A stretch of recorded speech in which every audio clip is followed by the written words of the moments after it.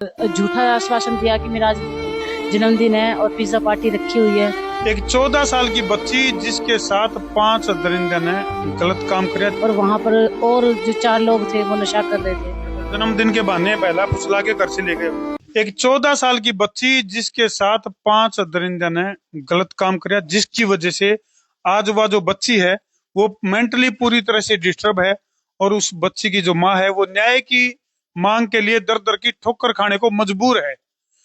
तम अंदाजा ला इसको हो, जिस माँ की 14 साल की बच्ची के गिले इस तरह का वाक्य घटा है तो उसका दिल पे क्या बीतती होगी, इसका अंदाजा लगाना बहुत औखा है। तो बहन जी, किस तरह का मामला है और 14 साल की जो आपकी बिटिया है इसके साथ कौन लोग थे जिन्होंने इस तरह की दरिंदगी करी?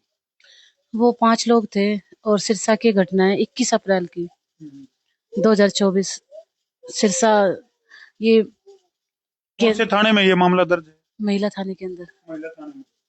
तो उसके ऊपर क्या एक्शन लिया गया है अब तक? कितनी, क्योंकि 21 मार्च 21 अप्रैल 2024। 21 अप्रैल 2024 की यह दुखद घटना है भाई, और उसके बाद अब तक गिरफ्तारी या कुछ क्या मामला हुआ? सिर्फ एक ही शख्स पकड़ा गया है जो कि हिमांशु है, जिसमें हर चीज की पुष्टि हो चुकी है, मेडिकल रिपोर्ट भी आ चुकी है।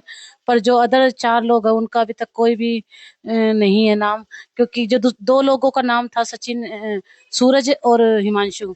सूरज को जमानत पे रिहा कर दिया गया और हिमांशु अभी तक जेल में है। हाँ और जी। लोगों की कोई भी अभी तक हमें जानकारी नहीं है कि कोई सजा का या फिर प्रावधान उसके उन पे लागू किया गया है। तो बहन जी, मैं समझ सकूं हूँ घटना काफी दुखद है, लेकिन मैं थोड़ा सा जानना चाहूँ उस दिन वो क्या वाकया घटा था, वो जो मनहूस दिन था उस दिन किस तरह की घटनाक्रम आपकी 14 साल की जो बिटिया उसके साथ क्या घटना? ये 21 अप्रैल की घटना है और हिमांशु मेरी बेटी के साथ इंस्टाग्राम से इनका था, तो वह। यानी अपनी बातों में लगा लिया उसने, जो इंस्टाग्राम पे जुड़ के आपकी बेटी के इंस्टाग्राम अकाउंट के साथ। हाँ जी, हाँ जी। और झूठा आश्वासन दिया कि मेरा आज जन्मदिन है और पिज्जा पार्टी रखी हुई है। और इस तरीके से उन्होंने उसको गुमराह करके घर में ही से ही लेकर गए। अच्छा, जन्मदिन के बहाने पहला फुसला के घर से ले गए वो? घर से ले गए थे और वहां पर और जो 4 लोग थे वो नशा कर रहे थे, कहाँ जिसमें लेके गए थे बच्ची को? क्लब पिजारिया। अच्छा। क्लब पिजारिया एक रेस्टोरेंट है, उसके अंदर ही लेकर गए थे। और वहां पर जाकर उन्होंने इसको नशे की कुछ चीज खिलाई, जिससे कि ये अपने सुध बुध खो बैठी, जिसके अंदर ये होश में तो थी पर कुछ कर नहीं रही थी, कर नहीं पा रही थी। यानी कोई ऐसी डोज दी गई जिसकी वजह से इसके हाथ पांव ने काम करना बंद बिल्कुल, बिल्कुल। कर और अब सिर्फ यही अपील है कि जो 4 जो बाहर है उन लोगों को इसमें उनको भी कड़ी से कड़ी सजा मिले। 30 मार्च को मेरी अभी गवाही है, तो बस यही दरखास्त है आप लोगों से कि इस केस को ढीला ना छोड़कर किसी और लड़की के साथ ऐसी घटना ना हो भविष्य में। और इस पर सख्त से सख्त कार्रवाई की जाए। जो उसको उनको निकाला गया है तो किस ब्याह पे निकाला गया है। तो बहन जी, ये क्यों लगा आपने कि भाई वो 4 लोग भी शामिल है इसमें? ये कॉन्फिडेंस क्यों करा आपको? क्योंकि कोई भी चीज ऐसी जब होती है, आप सोचिए कि आप किसी क्लब के अंदर या किसी पिज्जा खाने के लिए जा रहे, तो वहां पर कोई एक बंदे का तो वो नहीं होगा। और जो हिमांशु है उसका भी अगर देखा जाए तो वो इतना तो बड़े परिवार से भी नहीं बिलोंग करता कि वो पूरे उस रेस्टोरेंट को खरीद ले। क्योंकि अगर ये घटना हुई है तो कई लोग शामिल किया गया और काफी लोगों का इसके अंदर हाथ है, क्योंकि अकेले एक इंसान की घटना नहीं हो सकती। तो घटना के बाद जो 14 साल की बच्ची है उसकी मानसिक स्थिति काफी बिगड़ी भाई, जो जिसकी तस्वीरें भी हम तरती दिखा नहीं सकते। लेकिन एक बात बताओ बहन जी, उस बच्ची ने क्या कुछ बता पाई वो? हालांकि मैं समझ सकूं आपने जैसे जैसे उससे जब जब भी पूछताछ करी उस बच्ची से तो आंखों से टपर टपर पानी बहना शुरू हो जाता है, बोलने की हालत में नहीं रहती, लेकिन फिर भी कितनी क्या जानकारी ले पाया?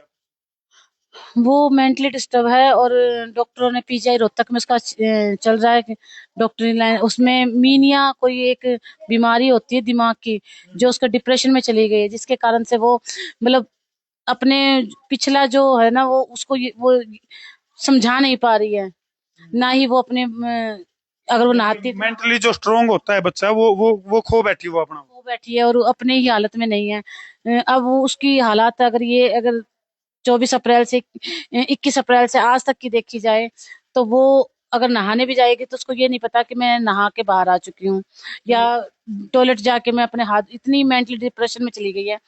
तो इसी को दुविधा से जो गुजर रही हूँ। जब ये घटना घटी उस समय जो बच्ची है वो कौन सी क्लास में थी? वो 10th में थी। 10th में थी। पढ़ाई में कैसी थी बिटिया? बहुत अच्छी, 86% नंबर से वो पास भी हुई है। पर अब आज की अगर घटना देखो तो मेरा मेरा भविष्य तो खराब हुआ ही हुआ, उस बच्चे का भी भविष्य खराब हो चुका है, जो अभी तो कि पढ़ाई में भी मन नहीं लग रहा होगा। नहीं, एडमिशन नहीं करवा पा रही हूँ मैं उसका, स्कूल नहीं भेज पा रही हूँ, वो अपनी लाइफ जी नहीं पा रही है। क्योंकि अभी डॉक्टर से ही अगर वो 10 दिन अगर उसको घर लेकर आती तो महीना महीना मुझे हॉस्पिटल में जाकर रहना पड़ता है। तो तुम देख सको भाई किस तरह से 5 दरिंदों ने एक हंसती खेलती जिंदगी को पूरी तरह से बर्बाद कर दिया। और एक माँ जो कि न्याय की मांग के लिए दर दर की ठोकरें खाने को मजबूर है। तो अंदाजा लगाओ कि परिवार के ऊपर किस तरह की स्थिति है। उस 14 साल की बच्ची की जो पढ़ाई है वो पूरी तरह से खराब हो चुकी है, पूरी तरह से वो सदमे में है। और आगे की जो लाइफ है वो कैसी होगी, ये भी एक बहुत बड़ा सवाल है। डॉक्टरों ने तो यही बोला कि इसको पूरी लाइफ टाइम में इसको ये दवाइयाँ खानी पड़ेगी, क्योंकि अगर मैं 2 दिन की भी अगर दवाई मिस करती हूँ तो ये मेंटली हालत में आ जाती है। तो बहन जी इसकी जो शिकायत आपने दर्ज करवाई थी कौन से थाने में दर्ज करवाई थी? ये एसपी साहब को मैंने शुरुआत में लगाई। सिरसा। हाँ, एसपी सिरसा में लगाई थी। उन्होंने ट्रांसफर करके महिला थाने में दर्ज कर दी थी, भेज दी थी।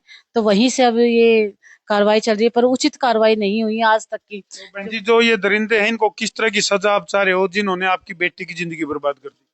कड़ी से कड़ी सजा मिले और न्याय मिले एक बच्ची को। क्योंकि सोच सकते हो कि जिसके परिवार में ही सिर्फ ये बेटी आगे चलकर कमाने वाली बनती या घर चला कर कुछ आगे बढ़ करने वाली बनती, तो अब इसका भविष्य नष्ट है और लाइफ टाइम इसकी खराब है। ना ये आगे पढ़ सकती, ना ये आगे चल सकती, क्योंकि दिमाग पे इतना प्रेशर, ये मुझे ही उन लोगों जैसा समझती है, मुझ पे ही हमला करने को दौड़ती है। ऐसी स्थिति बन चुकी है इसकी दिमाग की। अंदाजा लैस को हो ईब तक अगर मैं बात करूं तो मनीषा हत्याकांड की अगर मैं बात करूं तो उसकी पूरी सच्चाई सामने नहीं आई है। लेकिन उसके बावजूद भी सरकारें बड़े बड़े दावे कर रहे हैं बोलिए बेटी बचाओ और बेटी पढ़ाओ। और उसके बावजूद भी 14-14 साल की बच्चियों के साथ इस तरह के दुखद और दर्दनाक हादसे हो रहे हैं। और जो आरोपी हैं वो सरेआम घूम रहे हैं। और जो पीड़ित परिवार की अगर मैं बात करूं तो वो जो है न्याय की गुहार के लिए दर दर की ठोकर खाने लग रही है। तो अंदाजा लगाओ कि हरियाणा की क्या तस्वीर चल रही है। एक तरफ जो मुख्यमंत्री हैं बड़े बड़े दावे करें भाई बेटियों के लिए ये कर दिया और वो कर दिया, और उसी दौरान 14 साल की जो बेटी है वो पूरी तरह से सदमे में है और बदहवास है। उसका फ्यूचर क्या होगा इस बात की भी कोई गारंटी को नहीं।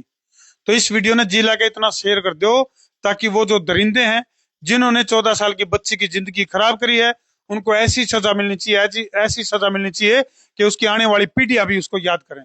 कर दो वीडियो ने शेयर। मैं हूं तारा देसी पत्रकार धर्मू।